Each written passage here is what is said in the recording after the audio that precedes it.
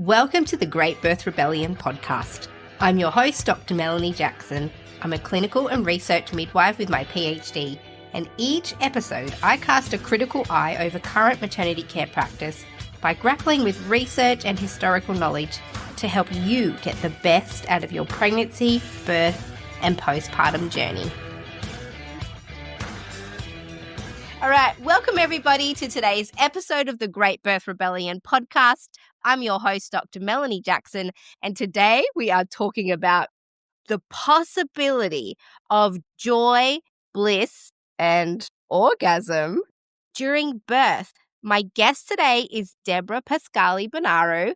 She is, I want to call you the pioneer of the orgasmic birth movement, but also I don't want to lose you just yet. If you're sitting here thinking, holy moly, Mel's lost the plot. She's talking about orgasm and birth in the same sentence. Just hang tight. We're going to explain ourselves. But we want to reintroduce the idea of joy and bliss as a possibility during birth and open you up to the idea that maybe birth could be a peak human experience, which is not something that is encouraged by society for us to believe. In order to keep this podcast free to you, the listener, I'd like to thank my sponsor for today's episode, Poppy Child from Pop That Mama. She is about to do something epic. Poppy is hosting a pain management in labor masterclass live in New York City, and she's live streaming it to the world. This session will be all about how to cope with the intensity of labor and how to work with the sensations instead of fighting them. You'll learn real tools that you can use in birth, and it's a must watch with your birth partner so you're both prepared for what labor actually feels like and how to ride it. Even better, it's totally free. And it's happening on the 19th of January, so you can click the link in the show notes of this podcast to sign up for the live stream. A replay is also available if you can't be there at the time, but you have to be on the list to get it. So spots for the live stream are limited. Save your place now, so go through to the link in the show notes to save your spot. So I've invited Deborah with us because she is the queen of understanding the idea of birth, joy, maybe birthgasms during this journey. And actually, you're a very good friend of Sarah Buckley, who we've had on the podcast before, also Betty Ann Davis, who has been feeding you information about the convergence of rebellious midwives, I understand. So welcome to the podcast, Deborah. Oh, thank you so much, Melanie. It is such a pleasure to be here because I love all that you're doing, and I only wish I was closer to be at your rebellious midwives gatherings. So it's really an honor to be here today with you. Well, for those of our listeners who maybe this is the first time they're meeting you, can you give us an idea of who you are as a woman and what your work has been? I'd be honored to. I always love to start. I'm a mother of 5. I'm a grandmother of 6, which even saying it sometimes, I can't believe it. The joys of my life for sure. And I've been a doula for more than 40 years. I'm a doula trainer. I've taught doulas in over 40 different countries around the world and helped set up numerous community-based programs. And it's through all of that I literally one night had a dream, seriously asleep, about making a film called Orgasmic Birth. And I woke my husband up in the middle of the night and he said, go back to sleep and have a better dream, because he's like, you're not a filmmaker. And like many things in life, we don't have to know how to do it. We have to know the people that do. And so I had no idea when I was the director of Orgasmic Birth that it would become more than a film and really a movement, and speaking and sharing about the joys and pleasures of birth now for many, many years. And I wear many other hats in birth, but I think that's enough to kick us off to talk about pleasure today. So this idea of orgasmic birth came to you in a dream, which is amazing. And then born was the film, and then on from there, you've continued to do your work. So you've been in this birthing world for 40 years or more. Can you explain to us what do you mean by orgasmic birth? Is it that we're all expected to be, sensually orgasming as we give birth to our babies? And I'm so glad you asked that question because I think there's so much misconception out there. And I'd love to know of all the people listening, how many of them were thinking that. And now we get an opportunity to clarify. So, first of all, I always say everybody should define orgasmic birth for themselves. You don't want anyone to define what your birth should be. That should be in your hands. And so I'd love to challenge everyone listening, like, what does that mean to you? But when I think about for myself early on and for the many people that I've worked with, orgasmic birth is holding the full range. It's broad enough to include those people that do have an orgasm, what we call a birthgasm. And some people are intending that, but you'd be surprised how many people had no idea. And then birth gave them this most expansive waves of pleasure. One woman said it was like being one with the universe. And so, like she said, she's never since then felt that expanded in her pleasure. And yet, most people that have birthgasms often tell me about it looking down, looking shamed, looking embarrassed, and never told anybody, their best friend, their mother. They certainly didn't tap the midwife or doctor on the shoulder and say, guess what? So we must include them. But I want to say we don't know because not everybody talks about it, but I think they're a small percentage. For most people, an orgasmic birth is feeling moments of joy, love, pleasure, connection, of birthing in their power, in their way, feeling respected, honored, and supported, again, in the way that they want.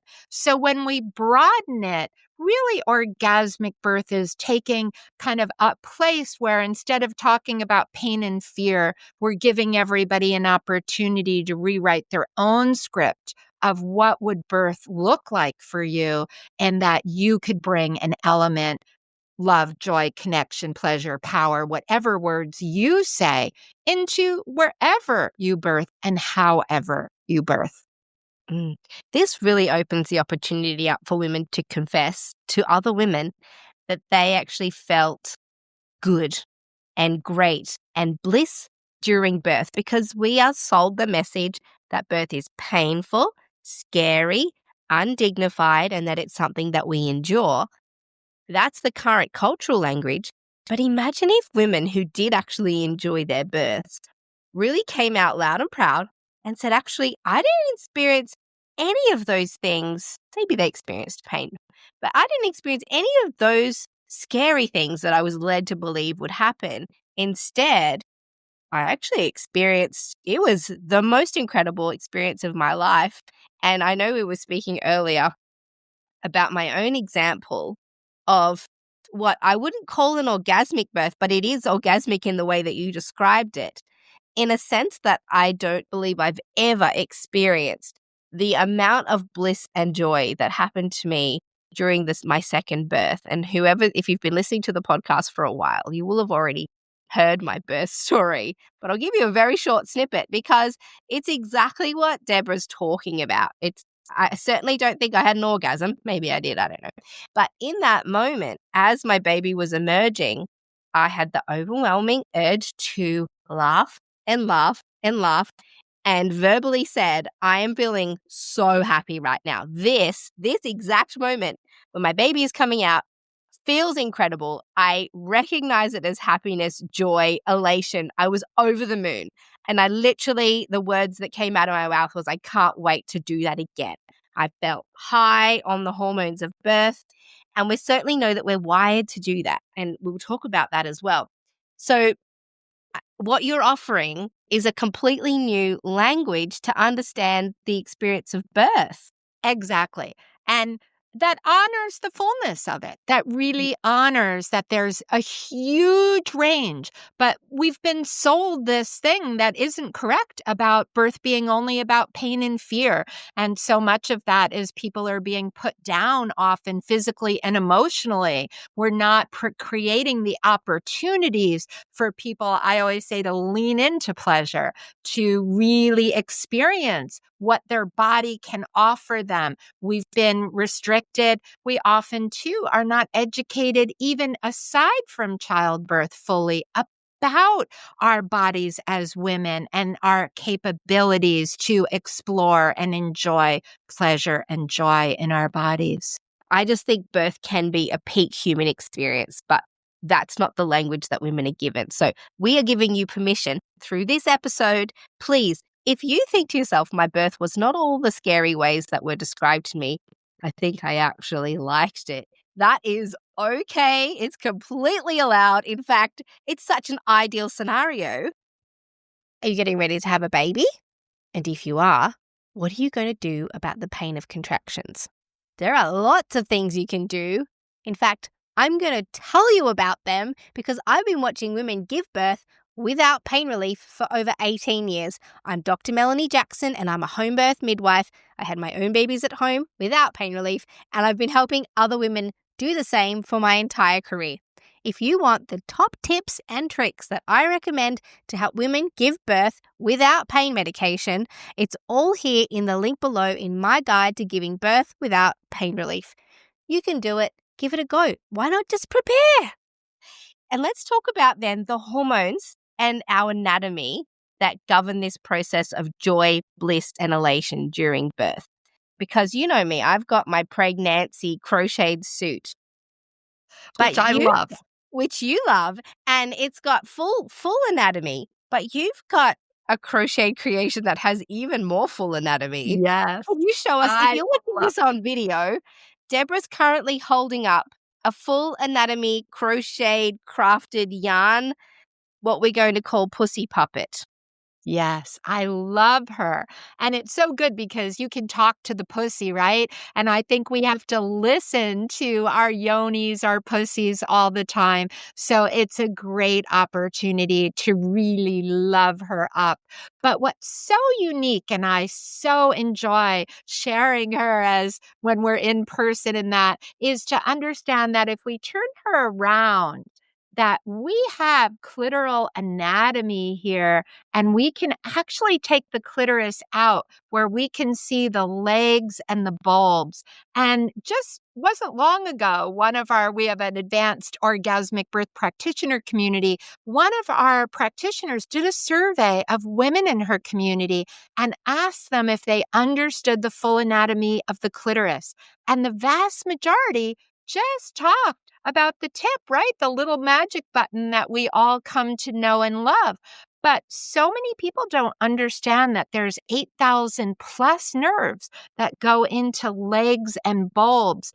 And you really get to experience it. I wish you were all here, because when you put the clitoris back in, you can really see that you have to, put it around, and how those legs and bulbs are really going into the vagina. They're coming around the urethra, the vaginal opening, that these nerves, 8,000 plus, have one purpose, and that's pleasure.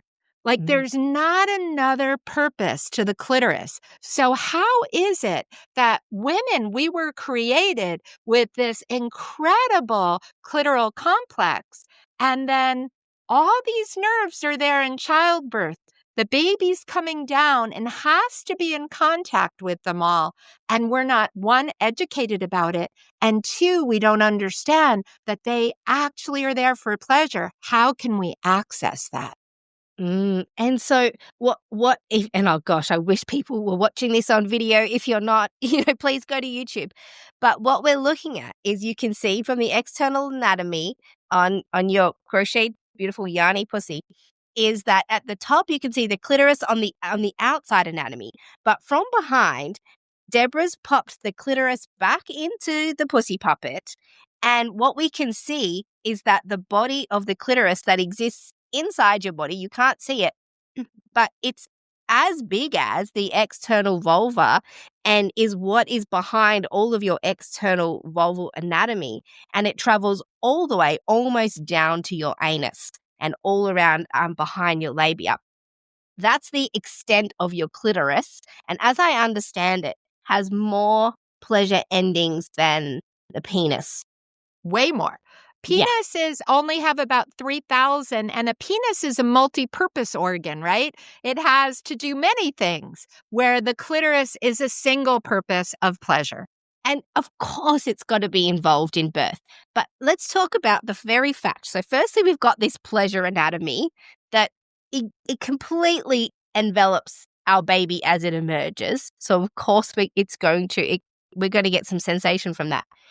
But the hormone of orgasm and joy and bliss and bonding, one of them is oxytocin. Oxytocin. So let's talk about that, because guess which hormone governs labor? Oxytocin.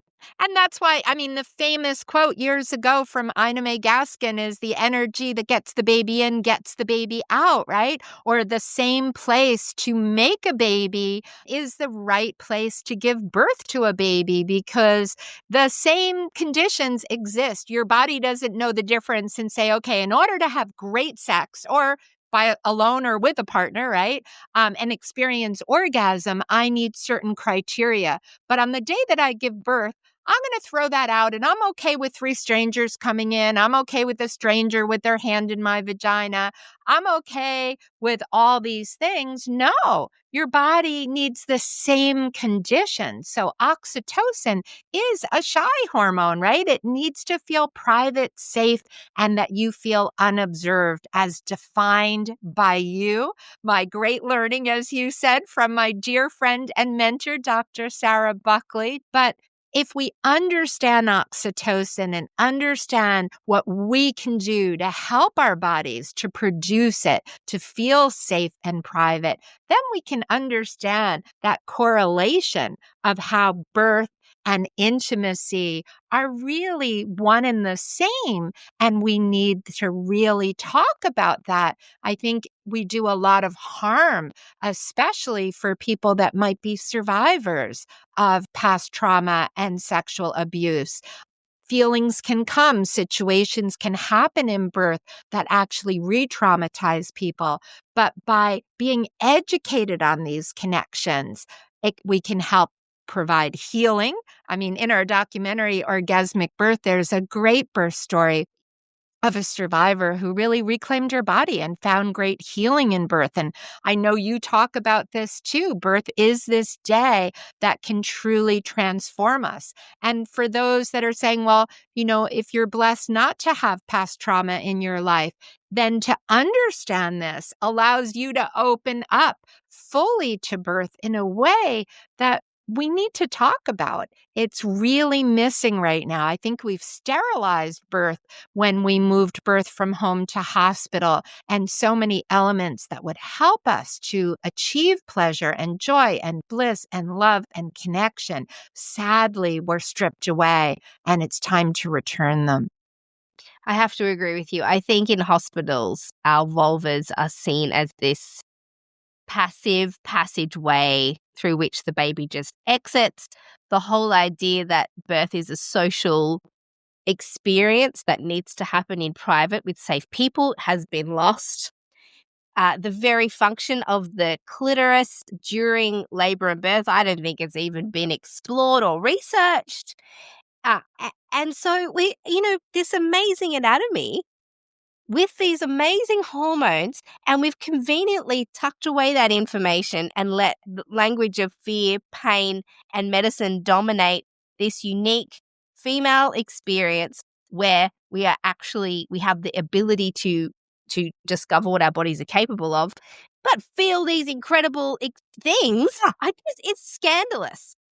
It's scandalous for sure. And we do have data that shows that when women have an orgasm, it greatly reduces pain. And there have been studies about birthgasm. So the people that do want to, I always say, take things literally into your own hands.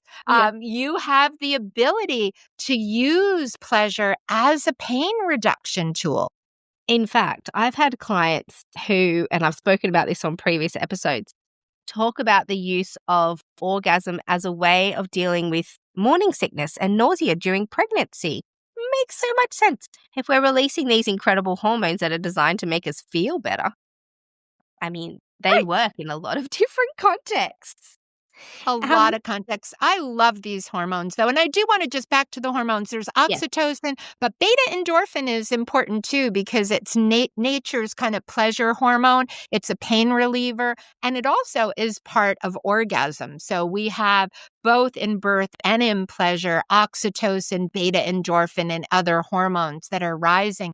And they rise in a very similar sequence in both situations, and they're blocked by very similar things in both situations. let's talk about the blocking possibilities because we just touched on the fact that oxytocin it connects pleasure, orgasms, but it also connects labor and birth and how we experience that.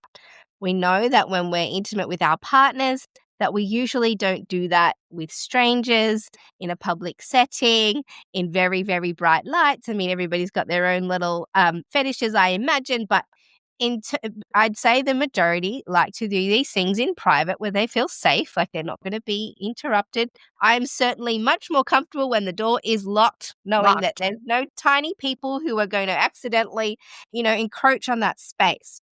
So we know now that we can very closely connect intimacy and sexuality and sensuality with birth in so many ways. The anatomy is the same. The hormonal process is very, very similar and connected. We know also that that environment is most likely to be able to be replicated in the home. However, the majority of women go to hospital to have their babies. So what is it about the maternity care system that gets in the way of women having this peak experience of joy, bliss, and potentially orgasm at their births? Great question. And part of me wants to say the entire hospital experience because most of us would really, try to envision, picking a night that you're going to go to a hospital and have great sex and a great intimate time alone or with a partner. I don't think most people can envision it. But I do think that the lack of privacy is a big one. Like, I wish you said that door was locked. I always say to people, bring a doorstop. And like, poop, you can't come in unless you knock. Like, when that just little things could be novel ideas, making the room. And we know this, right? The Cochrane database has data that if you give birth in a room that looks the same as a sick room, you have worse outcomes. So you want a room that looks like your favorite holiday resort. Why can't we make the rooms more beautiful, more joyful, more like if we were going on a holiday, we might be able to have great sex in a room that look like that. So there's a lot. And I always say, and you said it too, sensuality. Sensuality is so important. And when we're pregnant, people understand that all those senses are heightened, right? Sometimes you smell what you liked before, you don't like now. So in labor, you want to think about what do you want to see? What do you want to hear? What do you want to smell? What do you want to taste? And skin, what do you want to feel? Our biggest organ. And when we can bring the sensuality in line with what we need to have great sex. As a doula, I ask my clients that all the time, like, you're making love here tonight. What do you need that environment to be like? And let's do our best to create that wherever you're planning to give birth. So lots of little things we can do where we have to deal with the current system. But my dream is one day we can make this so we can have home birth in the hospital and have hospitals really understand that birth would be a lot safer and easier if we honored what the hormones need, if we honored that birth is on this continuum of our sexual life, and we have to honor it in every way. Absolutely. And I think if we organized maternity care systems to, when they're designing it, ask, how does this support or hinder oxytocin, then the birth environment would be very, very different. We recently, one of our local hospitals remodeled, and it's beautiful. The rooms are gorgeous. But every time you walk past a particular part of the room, all the lights are automated. So if the woman goes into the bathroom, she's immediately, because it senses activity in there, turns all the lights on. So she can't labor in the toilet without the light, the very bright lights flicking on. And in all of the cupboards, if you open the cupboards for anything, the lights flash on. It's overstimulating for me as a clinician. If I ever go in there, I think, oh, there's another light on. It's an assault on the senses. And so even those little things, I thought they didn't think of women when they designed this room. There are some great features. There's a big birth pool in the middle, and the women can hang from the ceiling, but I almost like, wow, you really missed the mark on the automated lighting. So I think, if we could even create an environment that understood the needs of oxytocin, then birth in hospitals could be very different. And also, if we allowed women to choose their care providers and who were not strangers to them when they arrived in birth, that would make a huge difference. A huge difference, because if you're wanting a birth that's going to be more oxytocin driven and more intimate and maybe more moments of privacy and connection with your partner, you want to know your midwife ahead so you can have these discussions and say, I need some moments of privacy and talk. I always say, talk about your midwife if you're going to be doing certain things to stimulate oxytocin, whatever they are. And you need to feel good and supported by that. How do you feel with a random stranger that labor is not the time to talk about anything? And certainly trying to sort through that is really hard. I have to just share one fun story, because years ago I was at a prenatal with a midwife, a good friend of mine, and we were attending a home birth. And just to understand how people need to talk about it, we asked some open-ended questions, as we always do, so people can share how they're feeling. This is like 37 weeks. We're getting really ready for the baby at any time. So we think we've covered everything, but is there anything else you want to share? And she says, yes, I'm going to be making some very different sounds. And we said, fantastic. We love kind of those birth sounds, and they're primal and they come at any point. And she said, yes, but you've never heard mine. And so we thought, okay, if this is a concern, we want to address it, right? This is the benefit of being able to know the people who'll be at your birth. So we go deeper, and I said, do you want to give a try at what you think your sounds will be so that you can feel comfortable? We've attended hundreds of births and we're very comfortable with all your sounds. And she smiled and she said, yes, thank you for asking. Bzzz. And both midwife and I went, oh, and I have to say, at that point, neither one of us had heard that sound at birth. And so we just smiled. And she said, come on over here. And she opened a drawer, and all her friends wanted to support her in an orgasmic birth. She had more vibrators than I think my local sex shop had. And they gave her a vibrator party. But what would have happened if she couldn't have shared that? She was able to talk with us. We were able to talk with her about, we felt comfortable with that. We could validate that if that was something she felt comfortable with, and that we would give her whatever privacy she wanted to be able to access that if that was a part of her birth. So that's just a fun example of how knowing your provider ahead to really share whatever it is that you might be thinking and you really need to share. And it can go in many, many different directions. And I think women know more about the power of oxytocin and good sensations during labor than care providers do, because I remember being a student in a hospital setting and midwives whispering at the desk about things that women were doing in their births, like, oh my gosh, she's touching her clitoris. I'm not staying for that. That's no way. Like it was almost like the talking point of the tea room. And but we know even things like nipple stimulation, it can move labor along, can help with if things stall or sometimes a part of sort of natural induction methods, the sensuality of our bodies really translates into labor and birth, but it's really not recognized by our care providers. So I think you're right. Having a care provider, and for women to be unashamedly talking about what they're intending on doing during their births, is revolutionary and quite Yes. rebellious. Quite rebellious and essential. Essential, whatever it is on your mind, right? These discussions have to happen. Birth is such an intimate day, or 3 days, or whatever it takes. However long it takes. I would just say this, because I think I get asked a lot about birthgasm, like how often does it really happen? And I want to just say we really don't know. We call our documentary Orgasmic Birth the Best Kept Secret. And what I found is people don't talk about it. Like, I wish if you had birthgasm, speak up. As Melanie, you said, all pleasurable births.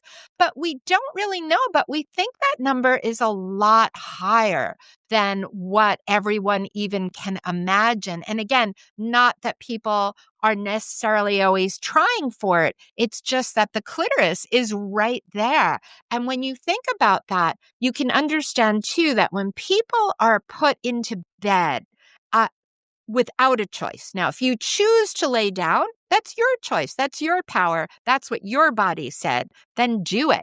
But I think when people are in hospital many times and are put down, then we're not giving the opportunity for the physiology to work.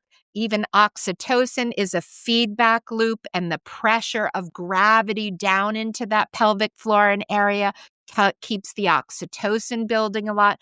But when it comes to birth, when you listen and you watch people that are allowed to freely choose their birth positions, they often get in forward leaning. They're squatting forward, they're kneeling forward. And when you think about that clitoris, right, that's in the whole front part of the pelvis. And when you lean forward, you lean into pleasure, so that these nerves are designed to help lubricate. They're designed to help the vagina to open and expand.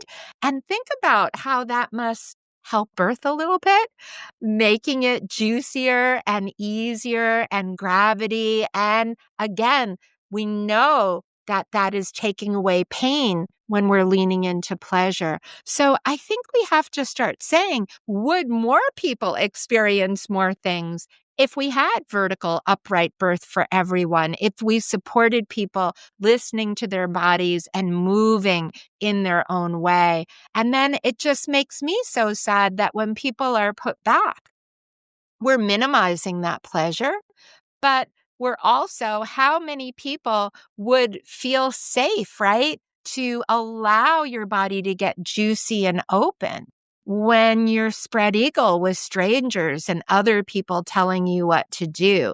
When we really start thinking about our anatomy, we know how our anatomy responds and opens. And we know when our anatomy says no, right?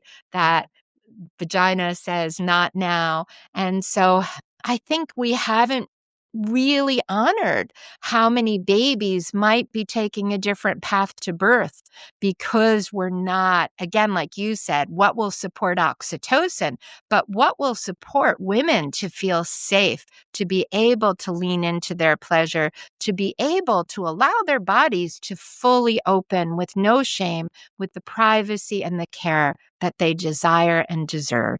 We've spoken about the things that can block that, but maybe we can give a little bit of a roadmap to women who are listening to this and thinking, oh, how could I access the possibility of joy, bliss, and orgasm at birth?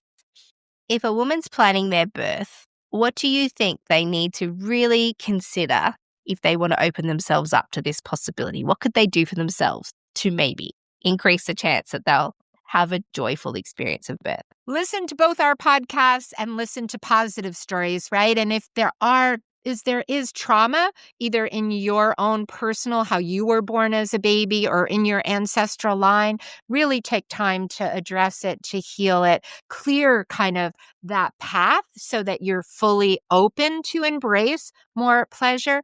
But then I always feel that if you're not living with pleasure, it's very hard to call it in the time of birth. So I say to everybody, start a pleasure practice.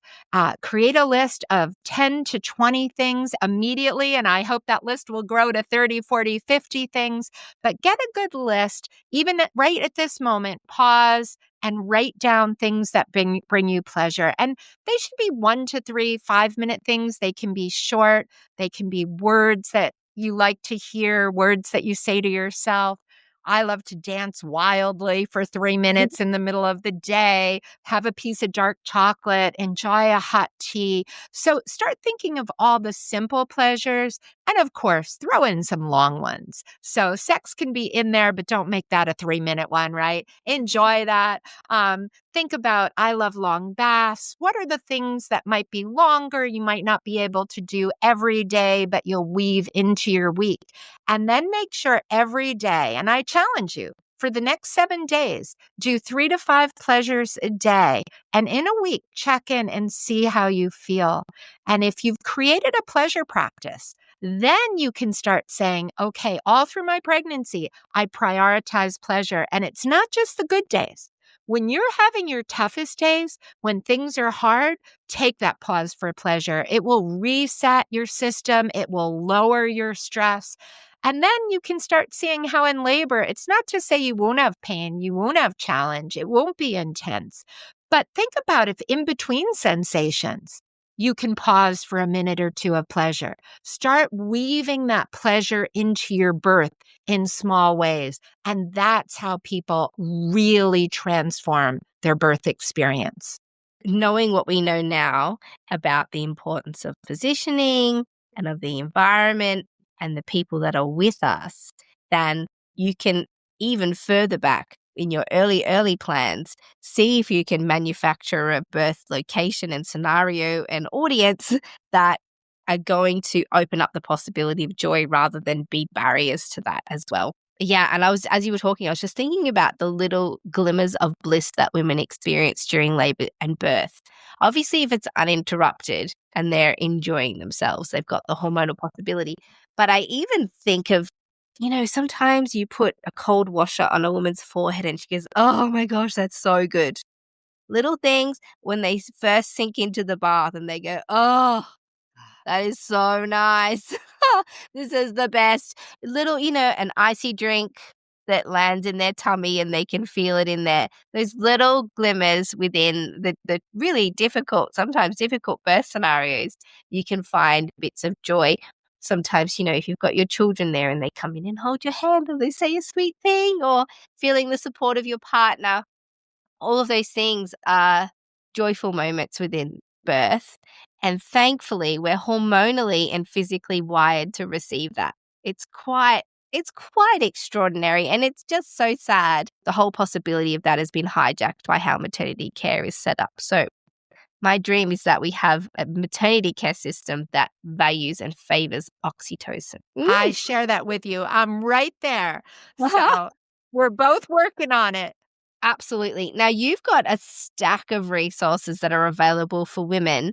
If you want to explore the idea of orgasmic, blissful, and joyful birth more, this has been Deborah's life work. So where can women find you if they want to explore this further and they love this idea? Where should they look? Very easy because I'm Orgasmic Birth everywhere. So our website, orgasmicbirth.com. If you haven't seen our film, it's still there in, I think, 6 or 7 languages right now for rental or purchase, because it really does change people's view by seeing it. There as well, we have Pleasurable Birth Essentials, our class for expectant parents to really dive deeper into pleasure. And we even have advanced classes for midwives, doctors, nurses, doulas, and how do we kind of embrace that in our own lives so that we can support and hold space for clients to experience the fullness of birth. And we're on social. We're always having fun over on YouTube, Instagram, and our own podcast, Orgasmic Birth, with a lot of stories of people and how they found pleasure in their birth, and a lot of other people like you, Melanie, coming and sharing your great rebellious work with our audience as well. Beautiful. And I will make sure in the show notes below, everyone can find clickable links to all of Deborah's resources, so it won't be hard to find. Thank you so much for joining us at the Great Birth Rebellion podcast. We have changed the language around birth. It is entirely possible for you to feel joy, bliss, and maybe even orgasm during birth. We're wired for this. Why doesn't anybody say this louder? I mean, you have been. I've been saying it forever. But let's welcome this to the table as a possibility for birth. Thank you so much. So much. Wishing everyone pleasure in your day and definitely in your birth. Fantastic. That has been today's episode of the Great Birth Rebellion podcast. We've been here with Deborah Pascali Bonaro, and I'll see you in the next episode. To get access to the resources for each podcast episode, join the mailing list at melaniethemidwife.com, and to support the work of this podcast, wear the rebellion in the form of clothing and other merch at thegreatbirthrebellion.com. Follow me, Mel, at Melanie the Midwife on socials, and the show at The Great Birth Rebellion. All the details are in the show notes.